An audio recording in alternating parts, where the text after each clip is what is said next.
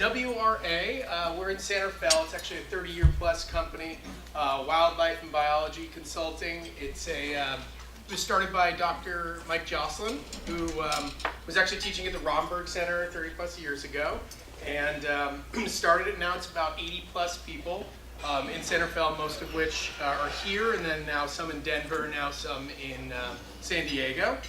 So it's kind of your basic wetlands and wildlife permitting and consulting, a lot of landscape design and restoration, some CEQA compliance, and then about 5 years ago we started the Mitigation Banking and Conservation Finance Department, which I am a part of. So this is a good group to talk about conservation finance because Marin is particularly good at it. So I want to preface everything I'm talking about today with mitigation banking. This is really just another arrow in the quiver. It's just another way to pay for land conservation and restoration, right? It's not the best way. It's not a silver bullet. It's just another way. And so I think everyone here is really familiar with one way of preserving property, which is from private benefactors. I'm sure I wouldn't be surprised if a few of you here have donated land, maybe to the county, maybe to Malt. Or maybe just donated money towards one of those land trusts that can put money forward and go out and preserve properties or put money towards restoration with a pet project. There's land trusts out there that may even purchase conservation easements. Some of that money comes from federal, state grant funding, some from litigation. So there's a number of ways that they can go out and purchase conservation easements on your property if you don't donate it. There's some in lieu fee programs. I don't believe there's one in Marin, but that would entail if you were building in a certain area, impacting certain habitats, you'd put money towards the county. You would have a development fee, and that fee would go towards that county's bigger planned areas where they want to do conservation. And then, of course, there's mitigation, right? So what is mitigation? Really, it's going to be the framework what I'm talking about today, which is mitigation banking. So let's say one of you is a developer and you're building a new subdivision somewhere. So maybe it's homes, maybe it's expansion of a vineyard. You're doing some deep ripping of the ground, solar farms, and perhaps maybe even when he works for the Department of Transportation, you're expanding the freeway. In many of those cases, you're going to have impacts to sensitive environmental habitats. Mainly in Marin, I think we see a lot of California red-legged frog, which is a federally endangered species. And usually, in many cases, wetlands as well. So in the case that you are impacting one of those endangered species habitats or a wetland habitat, you're going to have to consult with federal and state agencies. The Corps being one of them would be overseeing, the Army Corps of Engineers would be overseeing wetlands. California Department of Fish and Wildlife would oversee some of your riparian area, maybe state-listed species. U.S. Fish and Wildlife Service would oversee that impacts to the red-legged frog habitat. Then your regional your regional water quality control board would be overseeing your water quality, so your 401 permit. So that you'd actually have to prove to all of these agencies, you'd say, hey, we're actually doing the most we can to avoid, to minimize our impacts to this sensitive habitat, to these wetlands, to this endangered species habitat. But there's some portion of it that we are inevitably going to have to impact to get this project done. So in order to do that, they need to get a permit. And to get that permit, they're going to have to they're going to be recommended to provide mitigation, right? So that mitigation, I think actually I have a great example. So there's on-site mitigation. Costco, this is how it used to be done. A lot of people would say, hey, we're adjacent to this land. Why don't we build a wetland here? Why don't we preserve some of this habitat on the property? Maybe we had setbacks, we'll call it red-legged frog habitat, done deal, right? Maybe they say, okay, well, I'll go find a property, somewhere else in Marin, and I'll sponsor a project for restoration. Maybe there's an in lieu fee opportunity for them. They can put money towards the Nature Conservancy or the county, sort of a development fee, and then they can go do something with money. Or they can buy a mitigation credit, right? So what is a mitigation credit? What is this mitigation bank that generates these credits, right? So let's say one of you, again, I like the hypotheticals, one of you has 500 acres. And there's the ability on this 500 acres, so maybe you have some ponds there, and there's some red-legged frog red-legged frog habitat on the property. Let's say there's 480 acres of that, and then you have 20 acres of maybe some degraded wetlands that have been degraded over time through agricultural practices. Say you have that. You go to those same agencies, the Corps, Fish and Wildlife Service, EPA, right? You say to them, I'm going to take this property. I'm going to do all this restoration. I'm going to do 20 acres of wetland restoration, right? I'm going to preserve the rest of the property. I'm going to manage invasive species, put together a big grazing plan to promote the red-legged frog, right? I'm going to put up a massive endowment, maybe it's $1 million, that the interest every year that it'll kick off will actually pay for the ongoing management of that property in perpetuity, right? Forever, right? You're going to put a conservation easement over the property, limiting what you can do on it. You may still want to hold the fee title to the property, but otherwise you're not going to be able to, you can't drive around killing red-legged frogs or build homes there, right? So you're going to be limited in what you can do there, but you can probably continue your agricultural practices, your grazing, right? In fact, the grazing is usually encouraged for a lot of these. And then if you're going to put up financial securities, you're going to have insurance in the event that your wetlands don't set, right? You're going to put that aside. If things don't work out, you're not hitting your performance standards, the agencies will be able to take that money and do it their own way, right? So you're going to do all these things, put all this money up front, right? And what are you going to get in return? Well, the agency is going to say to you, I'm going to give you credits. I'm going to give you 20 acres of wetland credits, seasonal wetlands perhaps, and I'm going to give you 480 credits, 480 acres of red-legged frog habitat credits, right? And you'll be able to sell those credits to other developers in the area, someone who's expanding the freeway, Department of Transportation, for example, a solar company, right? You can sell them those credits to get their permits, right? So they'll release those credits over time. They're not going to give them to you right away because they want to make sure that these wetlands function. They'll look at them for over 10 years, monitoring them, and you'll obviously be doing a lot of that as the bank sponsor. In terms of where you can sell them, this is a question I get asked quite a bit. It's not as if I can sell these credits to someone in Southern California or Florida or anywhere else. It's going to stay usually within the greater watershed, which might be 1 county, 2 counties, maybe 3. Some of the older banks have a much larger service area, which might be 4 or 5, but now they're really focusing just on a smaller watershed. There could be other competing banks all selling credits within the area, which usually brings credit prices down, right? So then, how does this going to come together, and why is this a preferred method of mitigation?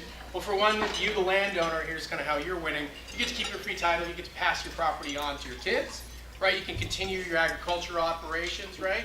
And you've made a profit. These credits are not cheap. I think in Marin, if you wanted a seasonal wetland credit, I mean, it's approximately anywhere from $500,000 to $1 million with the existing mitigation bank that's up in the kind of northern reaches, closer to Nevada. There's another bank coming online there soon, and they're probably going to be around $500,000, so it'll be a little cheaper. But yes, it's not inexpensive. The developer, of course, the applicant who is purchasing the credit, they're happy because they didn't have to go do this themselves. They didn't have to set aside 2 acres. They didn't have to be on the hook or have on their balance sheet this ongoing liability of these wetlands that may not function, right? And really, it's not their specialty, right? It's better to have someone that's just focused on doing massive restoration to do it. So they're happy. They get their permit a lot quicker because the agencies are satisfied because they've already looked at this bank. They've done so much research on this bank and have all these financial assurances there. They're happy. They'd rather just a credit be sold than Costco saying, "Hey, there's some wetlands here, and maybe we'll do some over there." They'd much rather push a permit that's already purchased a credit because again, they've looked at the bank. So avoiding risk, and then yes, the agencies of course are happy because they met some of their conservation goals. So is the county. And then, of course, the wildlife, what you get with this is you get a lot more contiguous mitigation. It's not as if the agencies will just approve everything. For example, 2 acres next to the freeway isn't going to cut it. What they'd rather have is, 500 acres next to preserved land, right? Something that creates sort of a wildlife corridor, sort of a linkage there, right? So a lot of your habitat, all your frogs are happy, and the public's happy too, because again, you're having a better effect on mitigation rather than what's called postage stamp mitigation. 2 acres there, 2 acres there, 2 acres there. Much better to have 1,000 acres in one area. So the industry, it's about $1 billion industry. Ultimately, once they become a mitigation bank, it is a real estate asset. This is a real estate contract you have with the government. Those credits, you're selling them once, you're not selling them again, right? So there's many banks out there. It's probably 80-ish around in California alone. Probably in the thousands for the entire country. Many of those are sold out, of course. They're not all functioning. I think during the downturn, I said do a lot of work in the South, and a lot of people that were planning on building homes decided they were going to get into mitigation banking because they couldn't build homes, there's no more market. The market's flooded with credits. Again, it's not a bad thing because now lots of people have put permanent conservation easements on their property, but it's driven the, no one's making any money off of the actual real estate asset. So again, that's sort of the negative side of banking is that it's still based on mitigation, which again, a lot of you may see mitigation as a negative thing because mitigation is mitigating for impact. So someone had to impact the environment somewhere for this market to work. So that's where it's a bit of an odd thing. If a place like Marin, you know, where there's not many impacts, I actually don't think this is the best market for a mitigation bank because we don't allow development here. So there's not really going to trigger additional need for mitigation versus Sacramento, where every time they build, they're impacting a vernal pool. And, you know, there's going to be a lot of wetland permits that are issued where there's going to be mitigation. So that's why a lot of people have done very well up there. That said, if you are one of the few mitigation banks in an area, much like the Burdell Mitigation Bank in Marin has been for a very long time, I can promise you they've done very well because they basically had a monopoly here. Unfortunately, this isn't. Can't really tell you about this, but I was showing all the banks in California. Maybe I'll tell you instead about in the Bay Area. I'm working on a number of banks in Sacramento. Like I had said, it's a good market. We have a number in Solano that we're working on, one in Santa Clara, and then we're working on two in Marin. One of them was just approved, which is a red-legged frog bank, and the other is a wetlands bank. And this is all, again, in northern reaches, closer to San Antonio Road.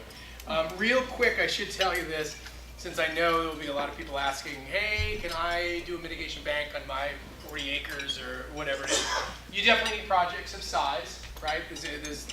They need to be of scale, otherwise the agencies aren't going to be excited and no one's going to allow you to have a bank. Not to mention, it's pretty costly to get a bank entitled, right? We're talking, 2 to 3 years with, consultants that can be expensive like us, like up in Broadway. There's a lot of work that goes into it. You really need to prove that this wetland bank's going to work, right? So there's a lot of money on the front end. And then, of course, there's the market. If the market falls out, if no one wants to buy a credit, they have to buy a credit. So if there's no building, no one's buying your credits. You're not selling any credits, and you're kind of out of luck. There's a lot of money in the construction costs and these financial securities now. So you might have to come out of pocket a few $1 million until you even sell one credit. I talked about the risk there. Long time frame, we're not talking about something that you're going to sell out of all your credits right away. It might be over 1 to 2 real estate cycles, depending on how large the bank is. So you need to have patient capital. So that is one thing I can talk about here is that with the client that we have in Marin, it's actually a family. I'm wrapping up. It's actually a family that partnered with an investment group, one of our other clients, and they just wanted fee title of the property. They wanted to continue to hunt the land, and they're going to be able to do that. But they brought in financial money from a group back east that understands banking, and so they're putting up the land, and the other guys put up the investment. And so that is one thing you can do if you, like I said, don't have a few $1 million in your pocket. I'm assuming there'll be a lot of questions with this, but why don't we let everyone else speak and we'll get to it. Thanks. Hand the microphone Yep. over again. Thanks. Oh, is it not on the whole time? No. Can you hear me? I am loud. Okay. I thought he was going to keep it short here, so I'll try to make up some time. But so my name's Wren. I'm with San Francisco Baykeeper. We are generally a focus primarily on traditional water quality issues, chemical type water quality issues, and we don't deal with a lot of wetland issues. Some groups in Marin, notably Marin Audubon, might have been probably a better guest, although they would have been very vociferous in their opposition to mitigation banking. But I can speak from personal experience. In my prior life, I was a consultant at a firm like WRA, where I did a lot of wetland mitigation. I was I think I was a freshman in Cal, and I heard about wetland mitigation. I thought this sounds great, like a great job, and I ended up doing that, and gradually got pretty unenthusiastic about it after a couple years. So decided to go into the nonprofit world. So I think I can talk a little bit about, from the environmental perspective, some of the pros and cons, but probably more cons. So I think we got a pretty good intro into what a mitigation bank is. I believe the concept of mitigation banks kind of originate back to NEPA in the early 70s, the National Environmental Protection Act, and has really come into force over the last couple of decades, where it's now considered by EPA and the Army Corps to be the preferred method of what's called compensatory mitigation, which kind of means if you're going to make an impact on an environmental impact on something, you have to account for that either through preservation, conservation, restoration, enhancement. So that's kind of the realm of where mitigation banks come in. And so, yeah, we have some photos of what a typical mitigation bank is. I think there's kind of a couple different examples. Some are perhaps within a suburban context, say Sacramento region, where you have a former arable agricultural land that's degraded wetlands. You decide to restore it, so you will get some credits for that. Sometimes you see mitigation banks where they're really just a conservation site, and so you're just really buying the conservation of that, and they've gotten a lot of criticism in that isn't really achieved the stated goal of the Clean Water Act, which is no net loss of wetlands. So even though you're perhaps putting this wetland into perpetuity, you're still destroying a wetland, so that is a net loss of a wetland. But I think the concept of mitigation banks has become really attractive to regulators in terms of they're easier to permit and to dole out credits, so it's kind of easier for the regulators to manage. They tend to have more resources at hand rather than project-specific mitigation. So they'll have guys like Jason who can do the financing. They can do everything. They've got the scientists and the engineers and the landscape architects to kind of set you up, and they're probably better managed than an individual project might be. And then you do have the benefit of generating these large intact wetlands rather than small wetlands that are distributed throughout an ecosystem. And the business model of these mitigation banks inherently requires that they do well. Otherwise, their credits could be pulled, they could go out of favor with the regulators and make it virtually impossible for them to expand. And it sounds great, but there's really not a lot of literature in the scientific literature to support them being true mitigation, in that they have poor track records in terms of achieving equivalent habitat for that which they are destroying. And you see this around the country. There's been research down in Southern California that finds, they have maybe 20% success rate, and that's been seen in other parts of the country as well. I think one of the earliest evaluations of mitigation projects, not necessarily banks, but project-specific mitigation, was done in the Bay Area in the 80s, and they found virtually none of them had achieved their stated goals. And I have no doubt that that has improved since that time, but we still see very suspicious mitigation efforts. So yeah, some of the criticism is that there's really not sufficient understanding of the habitat that you're destroying in order to design a new wetland, and with banks, you really aren't creating a new wetland or creating an equivalent habitat. You're really just buying credits that may or may not be similar to what you are destroying. So you could perhaps, I've seen cases regionally here where you might destroy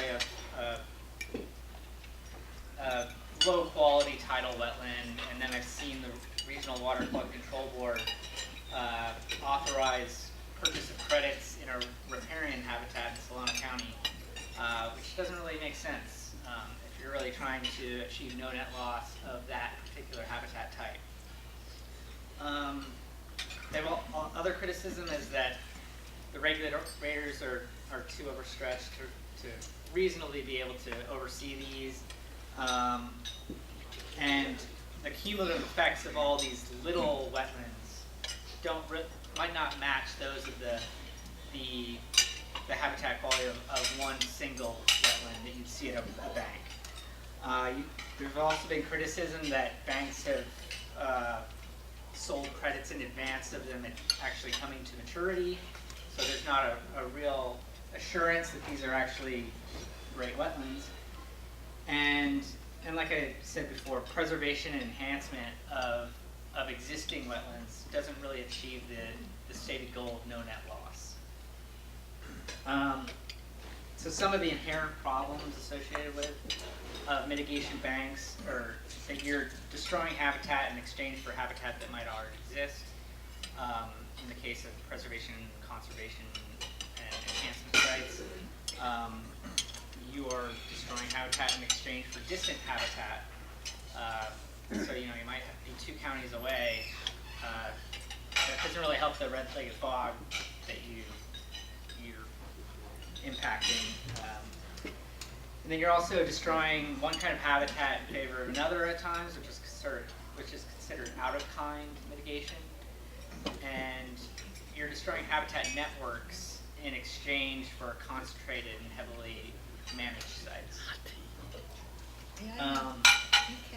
So some of the routine causes of failure from a purely ecological perspective, they're put in unsuitable locations, poor site preparation, invasive species, you get the hydrology wrong, insufficient maintenance, and some of I used to work in Southern California and I'd see where you have these sites that, this is sort of in the past, I don't think this is done anymore, but these sites that are irrigated in perpetuity, so you're irrigating a site to create a wetland for as long as the permit requires, and then you may or may not pull the plug on that, which really is not consistent with the goals. So, but regardless of that, I think mitigation banks and mitigation is here to stay, and so how can we make it beneficial on a purely environmental basis, but I think on an economic one as well. Within a project, you can incentivize making space for hydrology and wetlands to exist within your existing project. You can heavily discourage off-site and out-of-kind mitigation, just money penalties and making it very expensive. These credits go for $1 million an acre, for example. That's not cheap, and it's cheaper to manage your project site in a way that maintains these wetlands many times.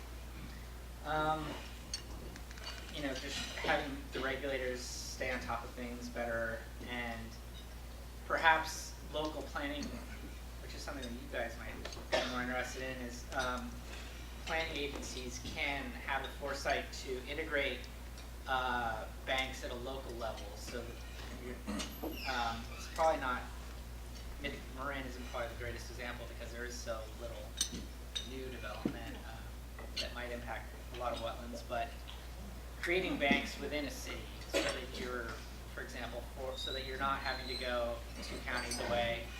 And that could reduce the costs for everybody as well. So I'll open up for questions now. Thank you.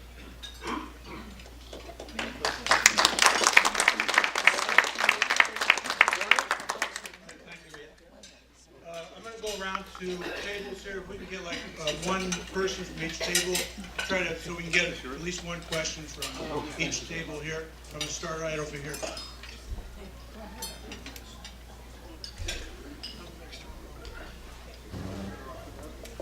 Well spoken.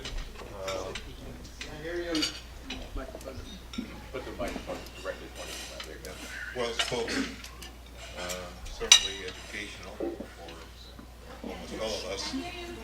Right in the mouth. I think we're blocking the speaker. I'm going to turn the volume up a little bit. Question: Could you perhaps be a little more specific as to how one could quantify or measure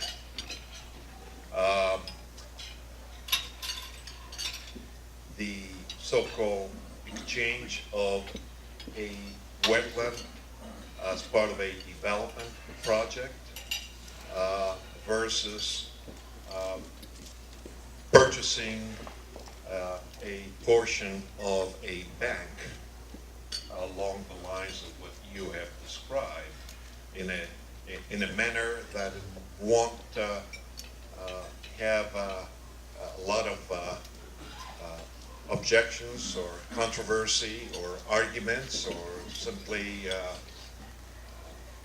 to have an even, reasonable, common sense approach. Thank you. Okay, I can take that. Typically in terms of measurable, right, Clean Water really focuses on this no net loss, right? So they're judging that by acres. There are parts of the country that actually look at more than just acreage, you know, a loss of 1 acre of wetland here. And just so you know, it's not as if you lose 1 acre here and you're required to only purchase 1 acre credit. That ratio changes quite a bit. It's going up. People want, if you impact 1 acre here, they may require you to provide 2 to 3 acres here, depending on the type of mitigation, depending on the type of wetland that you're impacting. A lot of times we're talking, you know, it depends who I'm talking to, but there's some groups that will argue till they're blue in the face that the wetland that they're impacting on their site is actually a tire rut, and and the government's taking it from them, and how dare they, right? And so their argument is, look, this is a really lousy wetland. I'm replacing it with, double the acreage over here at this beautiful bank, right? That, again, has not been proven, and we did talk about that. It has not been proven, so that you don't want too much temporal loss. You don't want to give someone their permit. They impact a wetland and it doesn't work over at the bank. But that's why they release credits over time now. There are other areas that don't just measure it based on acreage. They'll actually do functional assessments, and we're kind of moving towards that, where they'll take a look at, all right, this is a lousy wetland, but maybe they're not destroying it completely. Maybe they're not paving it over completely. But instead of requiring an acre, they'll actually measure the function, say, you've created a functional loss to the watershed for X amount. You need to replace it with 2X over here. And so that's actually more common in stream banking in Texas, for example. Did I answer your question? Sorry, I went on a little bit of a tangent there, but I tend to do that. So Ian, do you have anything to say? I wasn't sure if you were speaking from a permitting approach or a, environmental perspective. Are you more concerned about?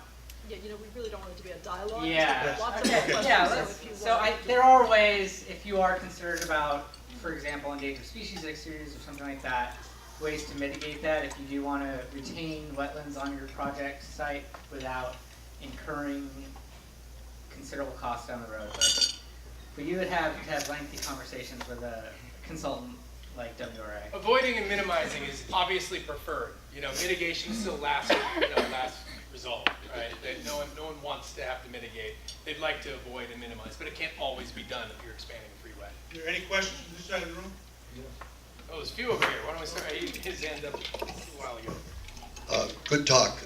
Question though, more real world. The current regime in Sacramento wants to bore the delta and send to Sacramento to Southern California.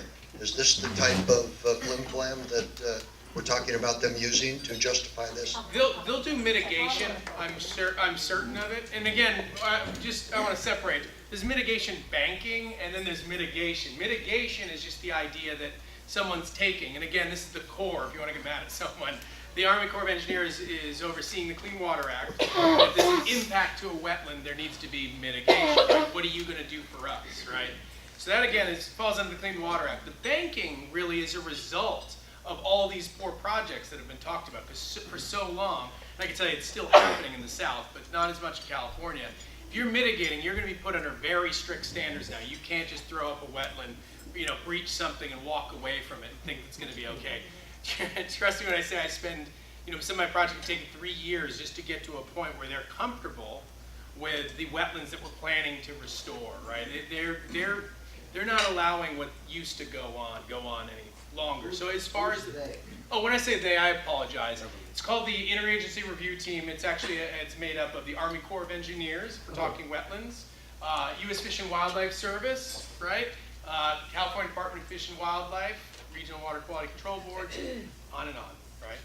So federal and state agencies. You have any comment, Ian? No, it's okay. Any questions from this side of the room? Thank you very much. Could you address how you see the future viability of the banking in light of the Koonsberg versus St. Regis decision? Is that which one is that? Is it the one in Florida? Yeah. There was all right, so I know our firm, can you talk about that? All right, yeah, because there was a lot of talk in our firm. Most people didn't think it was really going to affect any Californians. I mean, I'd say, so that was, I believe that case was about take, right? Yeah. Was about and then making them kind of horse trade and provide It was land. basically saying they had a project here by wetlands mitigate, and then they tried to force them to restore a piece of property that was not adjacent to their property, and the Supreme Court decided that was an illegal thing. Right. I know the National Mitigation Banking Association, when that case went through, it was a year ago maybe, they put out a statement and actually kind of felt like it wasn't going to affect our industry. As much as it sounds like it may, it's still the Clean Water Act that says they recommend mitigation. And it's still subjective whether they're going to give you your permit or not, right? But I think what they're clamping down on there is the horse trading. We see it with the U.S. Fish and Wildlife Service here sometimes, where they'll say, yeah, I know there's a bank that you could buy a credit from, but we'd prefer it if you just did a whole bunch of on-site and gave us that property that you have over there. We've seen that before. I'm not saying it's programmatic, but we have seen that. I think that's an instance. I think when it comes to wetlands, though, we haven't seen any effect from that case yet. Thank you. Yeah. Question from this side of the room? Yeah, let me know if you can't hear me, but this is a project that is coming up now in central Marin. There's a family in one of our towns that wants to replace an existing hotel. You probably read about it. He's nodding. And what they propose to do is pave over a wetland that's 0.64 acres and create a very massive dual-branded extended stay motel, and then part of it is just regular motel. But anyway, in the light of what you said, that you want to avoid this type of thing, I mean, probably the applicants are going to argue that, well, we can't make any money unless we just max out this site. They're asking for an increase, I think, to, gosh, I think it's like 0.55 floor area ratio, coming up from 0.34, which is kind of old permitting. There may be more than that exists in the building right now, but I'm just wondering if these guys have their priorities wrong. I mean, this is a pretty blunt question. Maybe you don't want to be on the hook for it. No, they aren't a client of mine, so I don't. Yeah, okay. Because should they be, looking at other ways? I mean, breaking up the massing of this building. It's going to be like another wind cup. you know, it's a football field long, basically, if built as planned. Well, so they'll have to get a permit from the agency. So I don't know if they already have. Like, Right. I had understood that. I thought that project wasn't permitted and it recently lapsed. 2003, they purchased some mitigation bank credits. Oh, It's just in the draft EIR. yeah. Okay. My guess is if they have their permit, then there's really nothing else to do. I mean, that's on the Army Corps of Engineers and Regional Water Quality Control Board for giving them their 404 and their 401 permits. I'm just saying, I mean, that part of the fight is done. I would guess if they have their permit, yeah. but they may not. I don't know. Okay. Question from this side? Sorry, I'll let him pick. Thank you. This is all new to me. I'm just going to bring it up. So we have a big landfill, 16 stories high. Is this on the wetlands area? Because if you go up the San Antonio River, you can smell. I mean, it's terrible there. And then you go to Rush Creek, which is another area in Nevada, and people want to develop that, and on the west side. So what happens there, and what do you suggest? Well, so that's, the San Francisco Bay is run by a lot of landfills that up until the 70s and still today, to be honest, it was very convenient to locate these along these lowland areas to basically fill in the bay. So those are essentially grandfathered in. A lot of these are unlined. Luckily, bay mud kind of contains a lot of the contamination from entering into the water. But I would be concerned if new development was going to happen be outside of what an existing landfill. But the air issues, that's kind of very separate, and that would be a part of the CEQA process. Probably get really litigious. Yeah.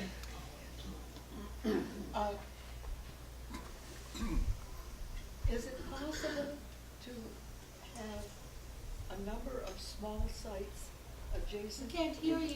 Can't hear you. Put the mic closer. I can repeat your question Yeah. if you want to just. Is it possible to identify an area of small sites so that there is a connective easement in the future?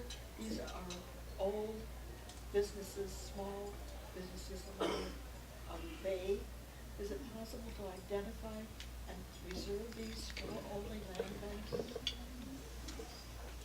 So is it possible to identify sites in advance and reserve them for land banking? Yes.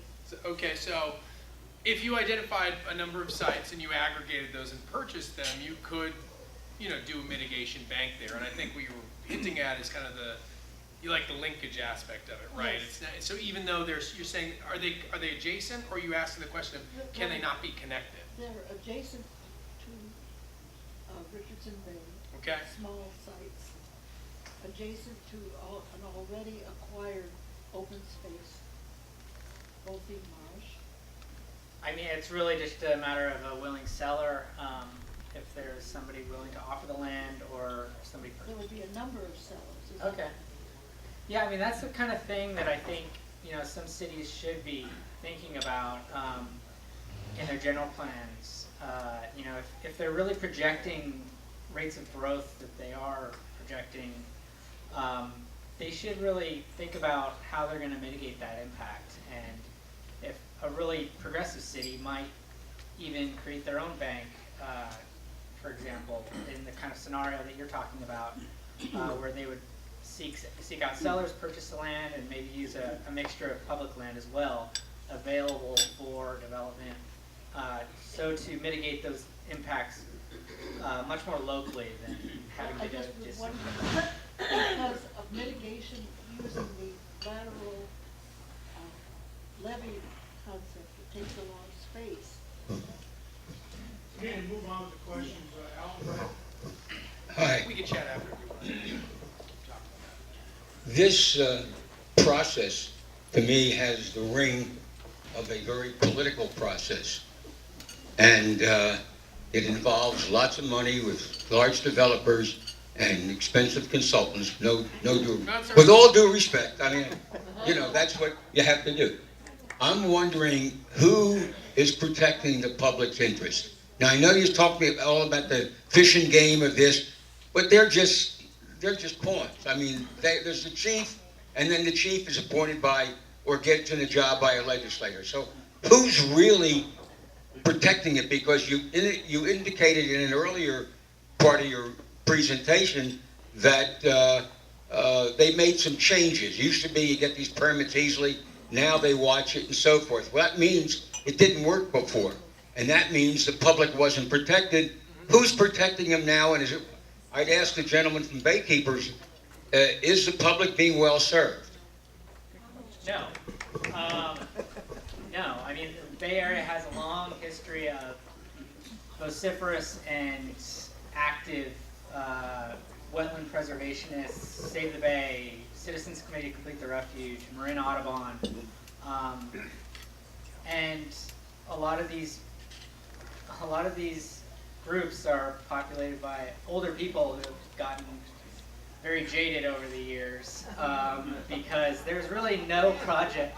There are very few successes, unfortunately. So, but there are activists, Baykeeper among them, that do work to ensure the preservation of wetlands in particular. I'm afraid that the area, I used to work on vernal pools a lot. Those are very underrepresented wetlands. A lot of them are located in the Central Valley. There's not a great environmental presence there, and yeah, so I think it's some of the riparian, the creeks, the vernal pools that are at greatest risk. Tidal wetlands in particular are fairly safe as they are now, but that's only to say after 90% of the tidal wetlands in the bay were destroyed over the years. Any question over here? Yeah, no, Dennis. Tying into this, I don't want us to leave today without thinking once again about that happy red-legged frog. We're talking about protecting the public interest. I think we need to understand what we're really talking about, which is finding habitat, maintaining habitat for thousands and thousands of shorebirds that come through the Bay Area every year, waterfowl, not to mention the other critters that live in these wetlands. We can't go away from this, just looking at this as a calculation, but rather bear in mind why it is we're mitigating and how to do it most effectively. Go. Go ahead. Yeah. So you didn't have an answer for that? Oh, I didn't see this question. I actually was like what you're saying. Yeah. I think a frog is very important. I think she was answering Alan's question. Who's watching out for them? Is San Francisco and Marin County in the same bank area, so that projects being done in San Francisco could seek mitigation in Marin? So it would depend. For red-legged frog, in fact, the service areas that you see on those mitigation banks, it's sort of the, it covers a lot of the Bay Area, including pretty far north, but they tend to push people to mitigate at the bank that's closest to them, right?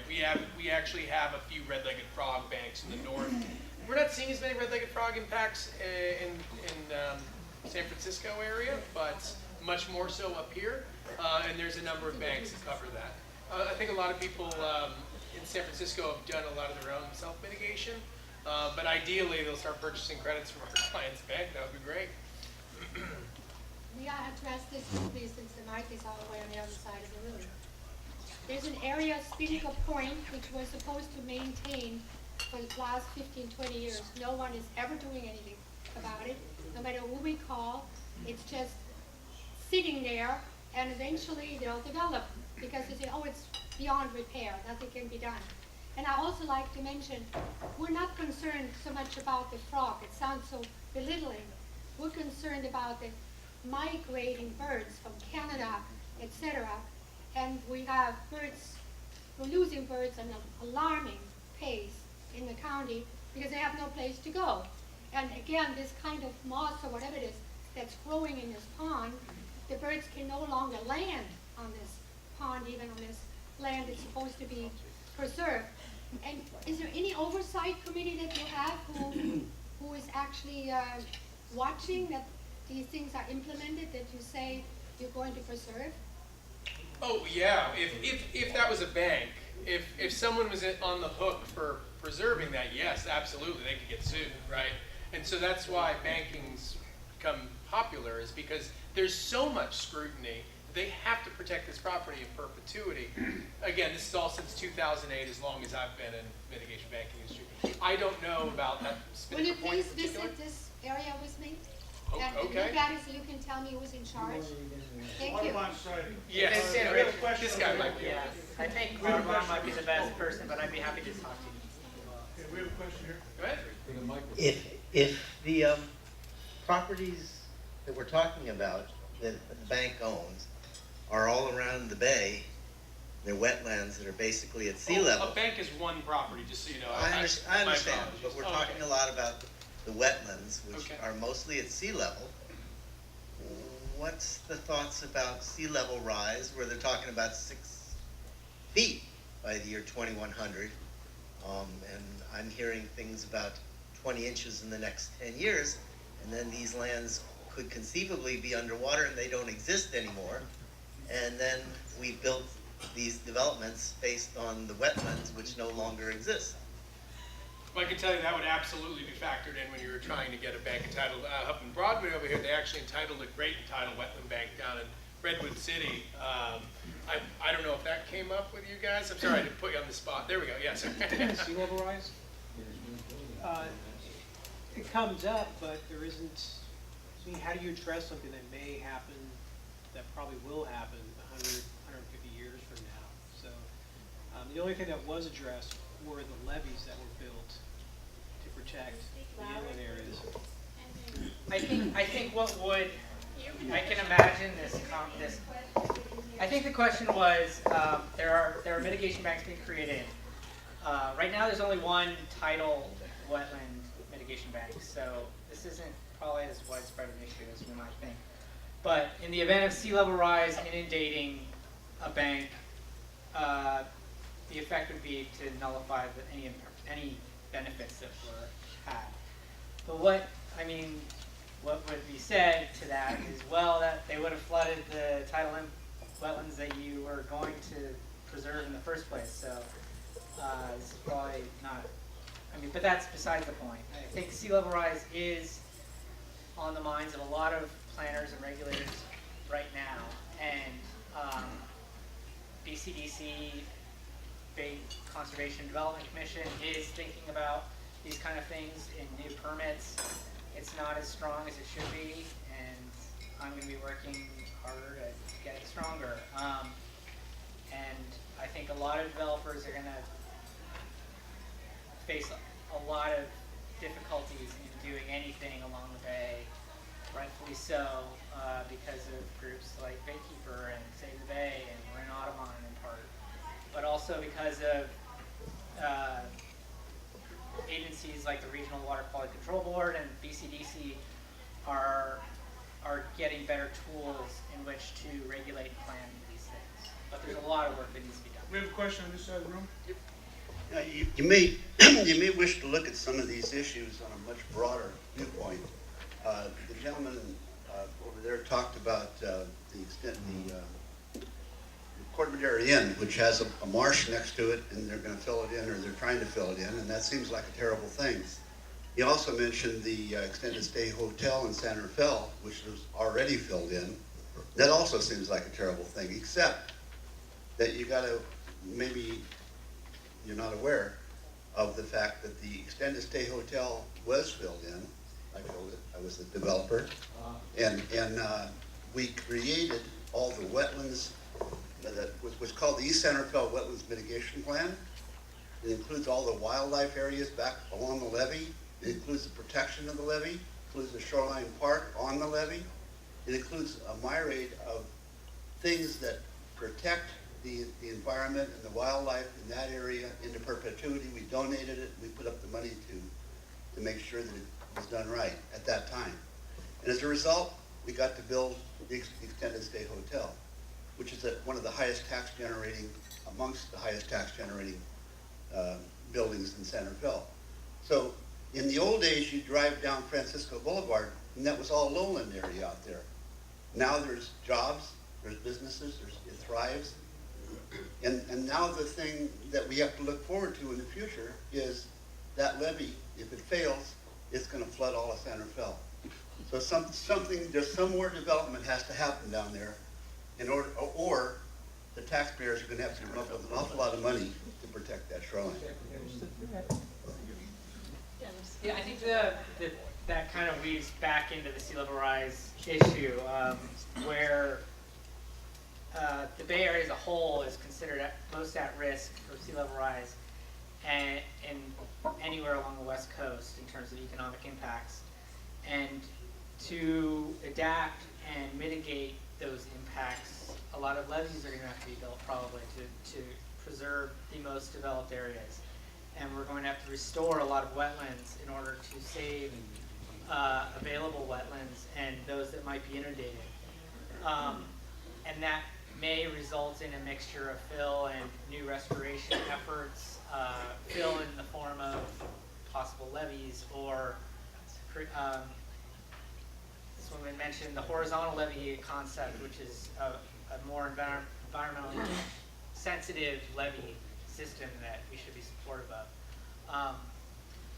So I see where you're coming from. I don't agree with the strict, we should be able to fill levees because we're going to mitigate it and achieve other benefits. But I think that's part of a thread that's emerging and will become more evident as the sea level rise debate continues. At this point, I'd like to have Justin and Ian wrap it up, maybe a 1 minute closing. Ooh, all right. Sure, so I want to make sure we leave here understanding that there's mitigation, right? It's overseen again by the federal and state agencies. They're the ones permitting an impact, right? The mitigation banking has really just come as a kind of an environmental market approach to produce the best mitigation that we can get, right? It's getting private money into the space, which is really exciting, right? And it's avoiding a lot of these, hey, I'm Walmart, I'm gonna do 2 acres of wetlands right here. That's not what we want. We want groups out there focused just on mitigation. And again, mitigation bank is just another way to finance things. In a lot of cases, it's probably best to work with your local land trust to pay for a conservation easement if the person doesn't want to sell or donate. There you go. And along that term, yeah, I would just say that mitigation banks have a very spotty record. It should be a tool of last resort, and any new developments should really avoid impacts to wetlands, not only for the environmental benefits but the economic ones as well. And I'd be happy to direct anybody to the groups and Baykeeper that are involved in wetland preservation, and I encourage you to get involved wherever possible to combat development in wetlands. At this point, I'd like to thank Ian and Justin for their presentations today, and feel welcome.